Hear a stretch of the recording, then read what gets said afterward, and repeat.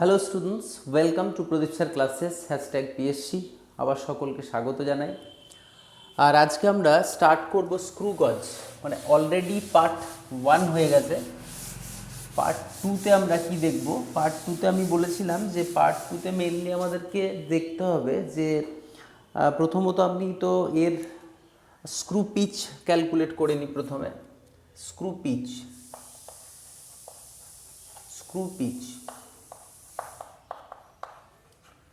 তো screw pitch কাকে বলেছিলাম না, একটা স্ক্রু গজ। তোমরা অবশ্যই ক্লাসটা যদি প্রথম হয়ে থাকে তাহলে স্ক্রু গজের ইন্ট্রোডাকশন ক্লাস পার্ট 1টা অবশ্যই দেখবে, লিঙ্ক দেওয়া আছে। পার্ট 1 না দেখলে এটা কিন্তু কিচ্ছু বুঝতে পারা যাবে না। তো আমাকে বুঝতে হবে, তবু আমি জাস্ট একটু বলে নিই যে এটা হচ্ছে একটা স্ক্রু গজ, যার এটাকে বলে ইউ ফ্রেমড, এটা হচ্ছে স্টাড, এটা বলেছিলাম থেম্বল, এটা র্যাচেট, এটাকে ঘোরালে এটা প্রসিড করবে। আচ্ছা, এইটাকে বলে সার্কুলার বা হেড স্কেল, সার্কুলার স্কেল, এবং সার্কুলার স্কেলে 100 বা 50 ডিভিশনস থাকে। আমি যেটা করাচ্ছি সেটাতে এর 50 ডিভিশন রয়েছে। আমি যখন একটা ফুল স্কেল রোটেট করব তখন এটা এইদিকে প্রসিড হচ্ছে, এগিয়ে যাচ্ছে এইদিকে। আমরা যেমন স্ক্রু ঘোরাই না, এগিয়ে যায়।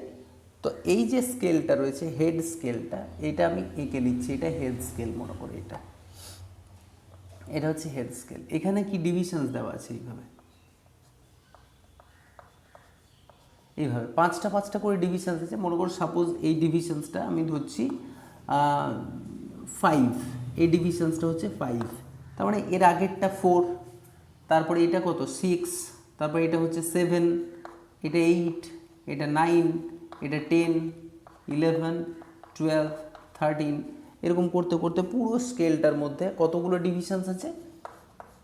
50টা ডিভিশনস আছে, 50 ডিভিশনস আছে এই সার্কুলার, বা এটাকে বলা হচ্ছে circular scale reading.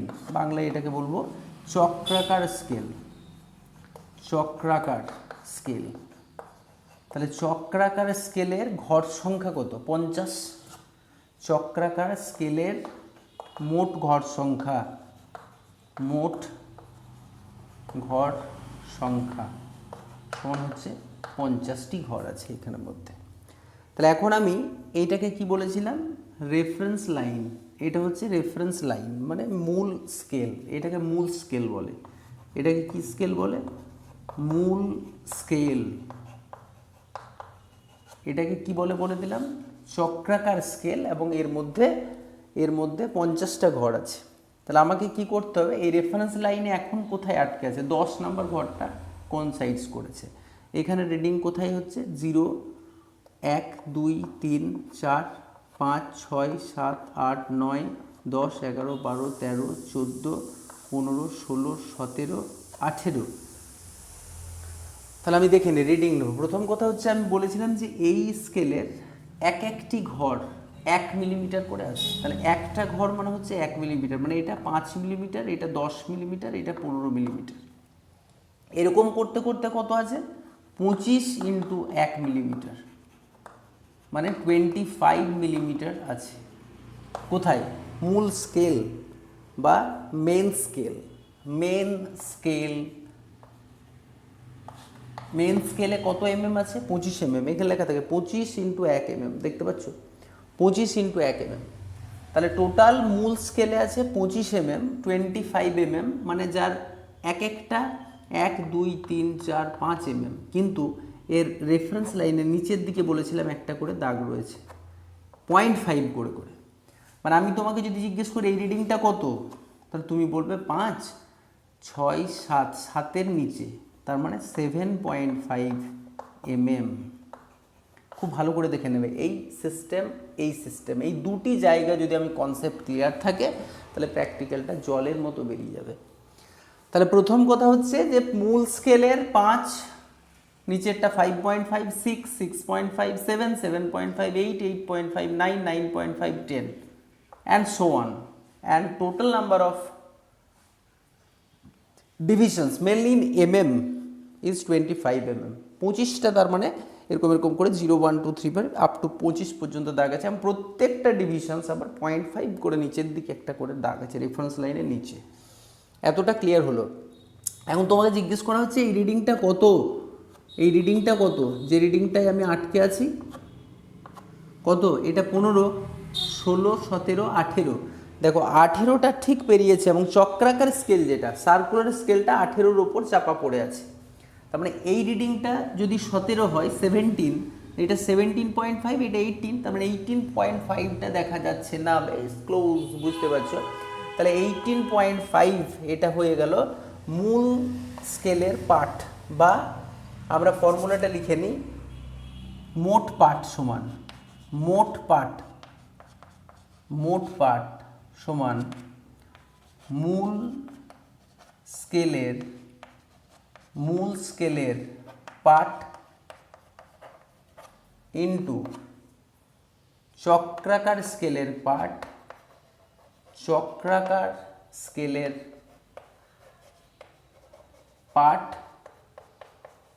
Into LC বের করা আগের দিন শিখেছি, লিস্ট কাউন্ট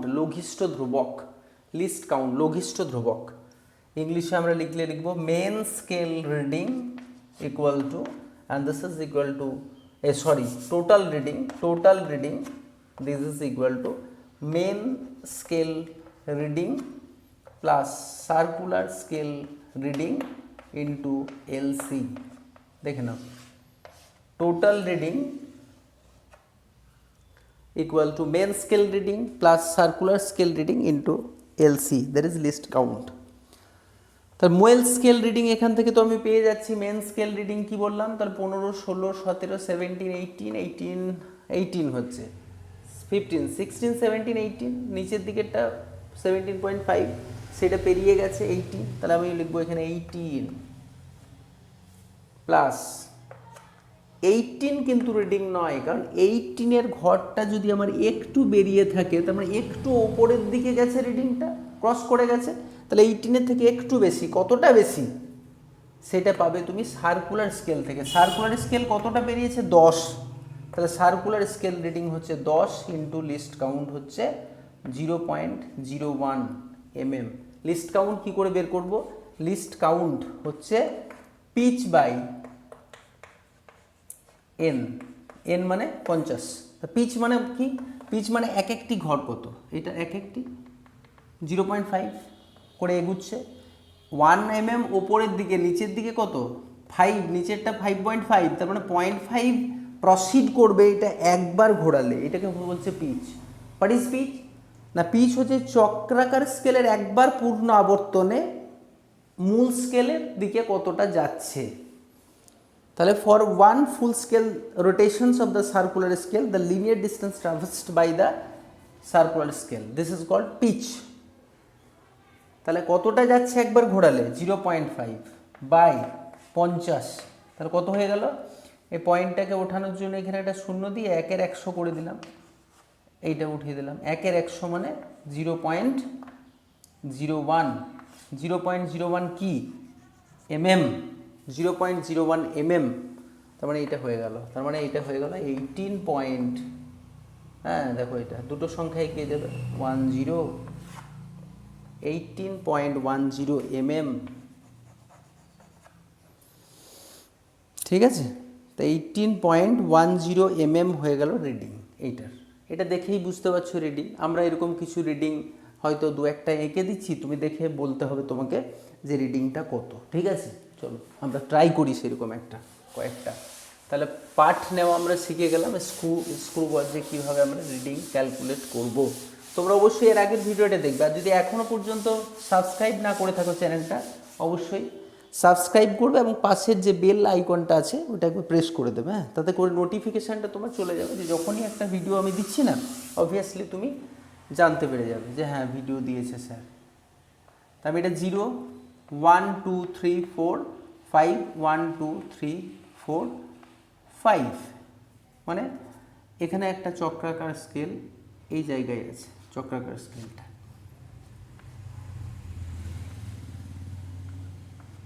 এটা আছে তোমার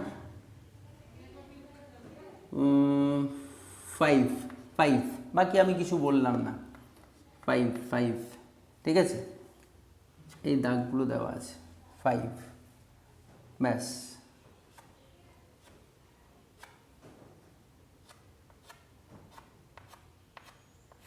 এবার তুমি রিডিংটা কত হবে বলতে হবে এটা।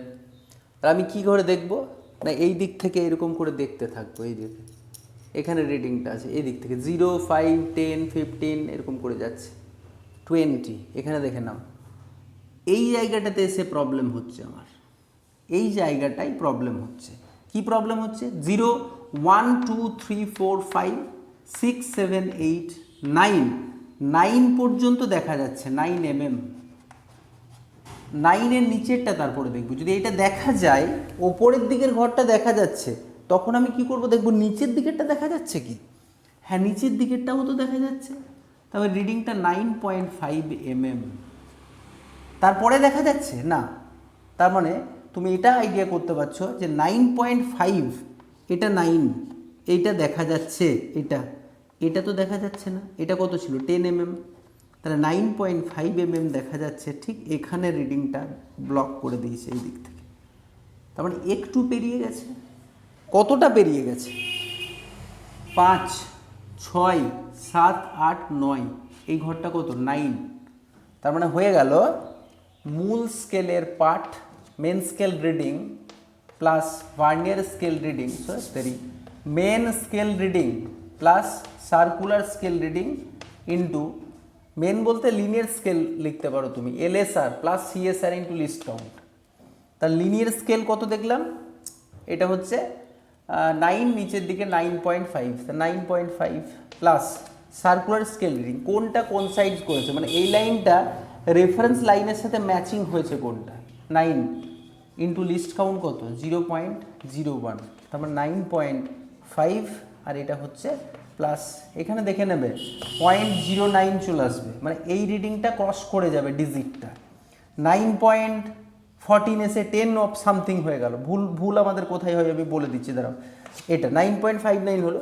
তারপরে তুমি লজিক্যালি মনে হচ্ছে যে আচ্ছা 9টা ক্রস করেছিল, 5টা দেখা যাচ্ছে, ওপরেরটা দেখা যাচ্ছে না, তার মানে রিডিংসটা হবে 9.5 থেকে বেশি কিন্তু 10-এর থেকে কম।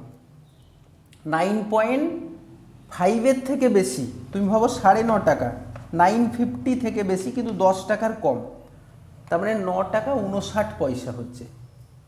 আচ্ছা, কনসেপ্টটা ক্লিয়ার হলো, ঠিক হয়েছে। তার মানে রেজাল্টটা আইডিয়া করতে পারবে তুমি।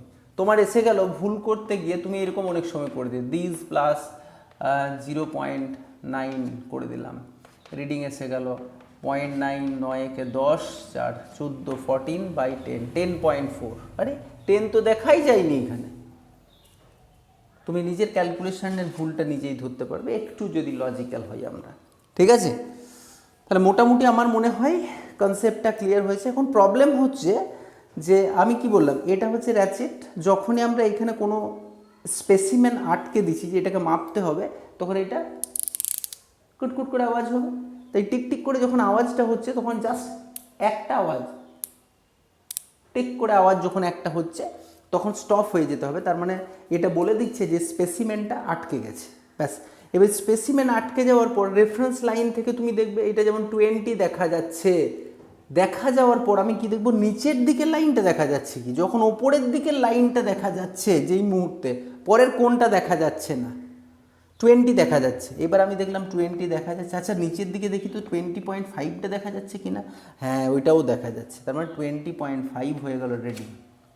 আচ্ছা, এরপরে দেখব এই লাইনটা, রেফারেন্স লাইনটা, এই সার্কুলারের যে রিডিংগুলো এরকম আছে তার সাথে কোনটার সাথে কোন সাইজ করলো, সেটা হয়ে গেল চক্রাকার স্কেলের পার্ট বা circular scale reading, CSR.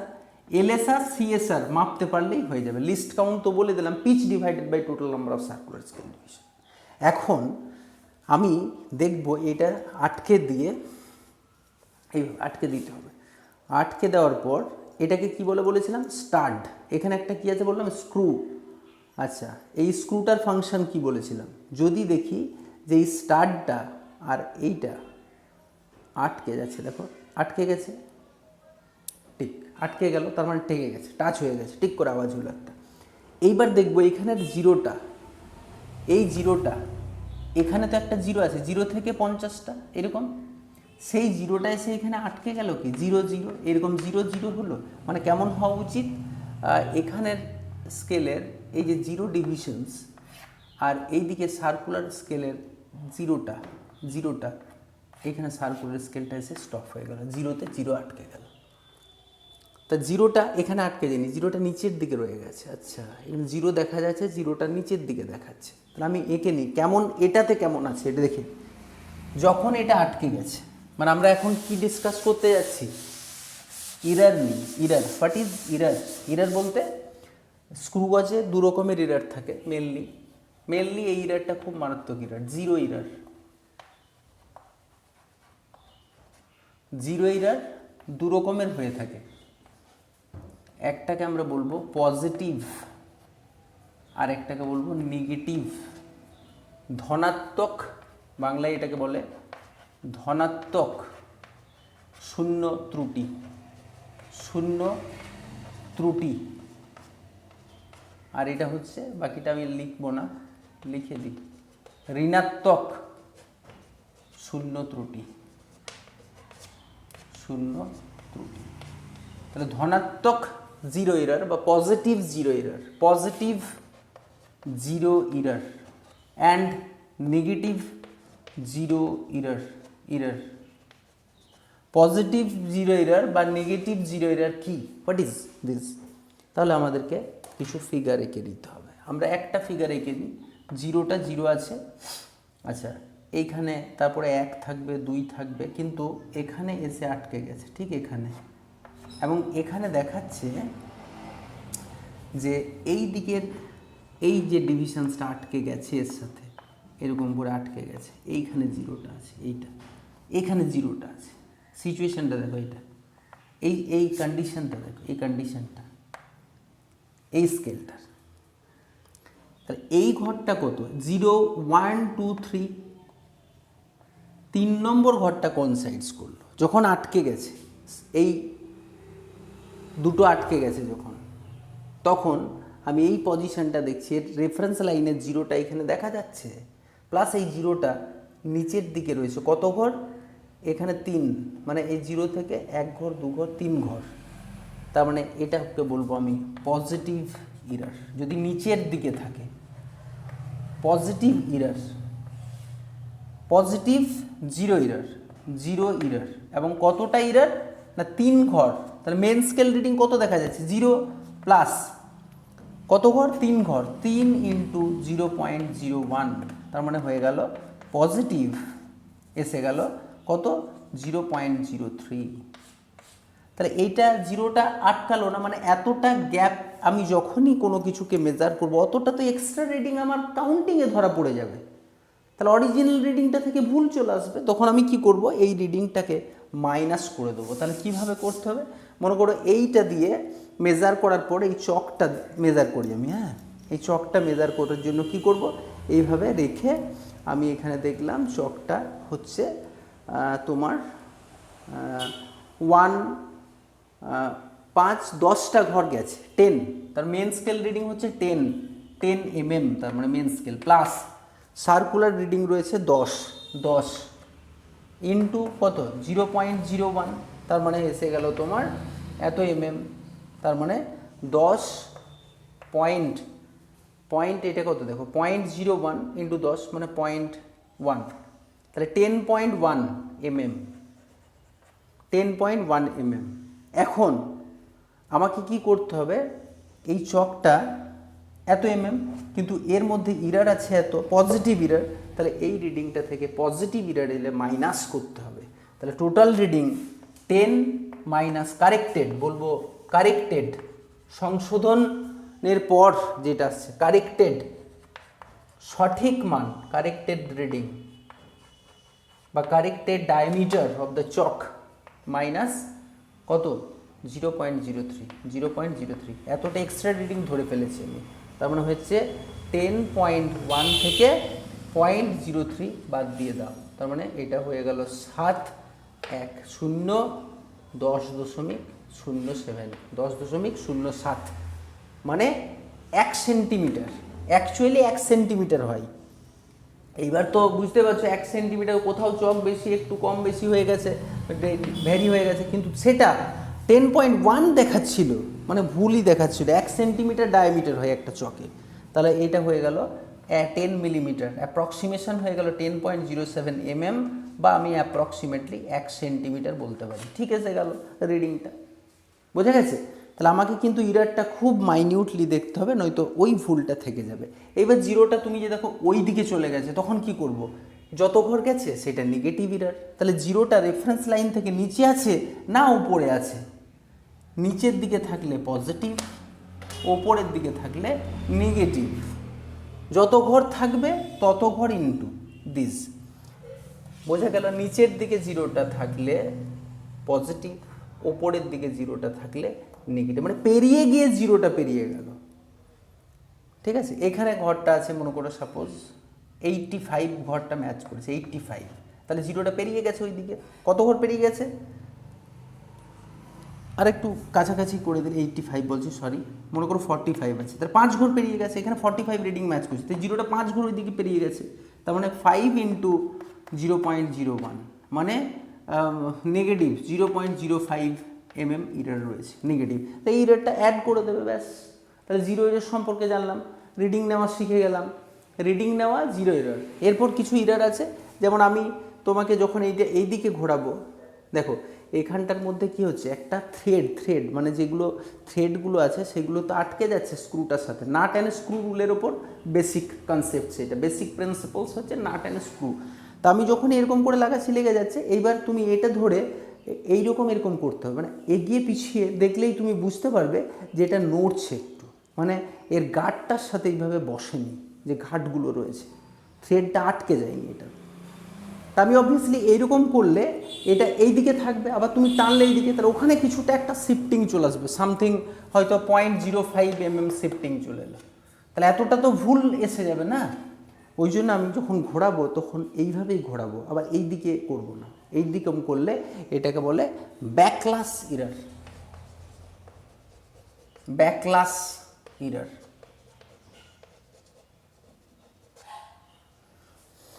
Back করতে পারবে না, ফরওয়ার্ডের দিকে মুভ করতে হবে সবসময়। ঠিক আছে, আচ্ছা র্যাচেটের ফাংশন আমি বলে দিয়েছি। র্যাচেট কি? র্যাচেট মানে হচ্ছে এটা দিয়ে ঘোরানো, যখন very close of the specimen, when the spindle is very close to the specimen, then you have to rotate with ratchet. Ratchet টকটক আওয়াজ হবে। র্যাচেট দিয়ে ঘোরালে কী হবে, এটা কম্প্রেসড হবে না, স্পেসিমেনটা ডিফর্মেশন হবে না। স্পেসিমেনটা ডিফর্ম কী করে হয় দেখিয়ে দিয়েছি, দেখবে চকটা ঘোরাতে ঘোরাতে চকটা ফেটে যাচ্ছে, এত চাপ পড়ছে। তাহলে আমাদেরকে দেখতে হবে যে হাউ টু রিডিং কীভাবে নেবো, how to make a reading. তারপর আমরা শিখলাম যে জিরো এরার কি, শূন্য ত্রুটি কি, পজিটিভ নেগেটিভ জিরো এরার থাকলে how to correct the diameter, বোঝা গেছে? আচ্ছা এরপর তিনটে প্র্যাকটিক্যাল করব। একটা হচ্ছে ডায়ামিটার অফ দ্য তোমার ওয়্যার, একটা ওয়্যারের ডায়ামিটার করব, একটা সিট এর থিকনেস অফ দ্য সিট, আর একটা হচ্ছে তোমার একটা volume of an irregular lamina. একটা ল্যামিনা নিয়ে নিলাম, হ্যাঁ, ল্যামিনা মানে যে কোনো এইরকম টাইপের একটা, কিন্তু ওর একটা থিকনেস আছে। তাহলে আমি ওর থিকনেসটা মেজার করে কিভাবে ওর ভলিউমটা ক্যালকুলেট করব। হ্যাঁ, এটা তো লেংথ ব্রেথ হাইট করলে হবে না, বা এটা আমি পায়ার স্কোয়ার এইচ করলেও হবে না, কারণ স্পেসিফিক কোনো এর ফর্মুলা নেই। তো সেক্ষেত্রে আমি এটা দিয়ে কী করে ওর ভলিউমটা ক্যালকুলেট করতে পারবো সেটা আমরা শেখাবো। ঠিক আছে, তো পরপর আরও 3টে ক্লাস হলেই ক্লাসটা শেষ হয়ে যাবে। 3-4টে ম্যাক্সিমাম হবে, 4টে। কারণ কি, চেষ্টা করবো একদিনই 2টো করে দেওয়া যদি সম্ভব হয়, কারণ লেখানোর ব্যাপার আছে ওগুলো। হাউ টু মেক এ নোটবুকের মধ্যে আমি কীভাবে লিখবো সেটাও দেখাতে হবে আমাকে। তো সেই পোর্শনগুলো কমপ্লিট হওয়ার পর লাস্ট যে ভিডিওটা থাকবে সেটাতে জয়েন্টের কোশ্চেন্সগুলো নিয়ে অবশ্যই আলোচনা করব। ঠিক আছে, জয়েন্ট অ্যাডভান্সের কোশ্চেন্স এইগুলো আসে, স্ক্রুগজ থেকে তো একটা কোশ্চেন আসেই, তো সেই পোর্শনটা থেকে আমরা নিট জয়েন্টের যে কোশ্চেন্সগুলো আছে লাস্টে কমপ্লিট করবো। ঠিক আছে, তো থাক আজকের মতো এখানেই। হ্যাঁ, নেক্সট দিন চলো, বাই।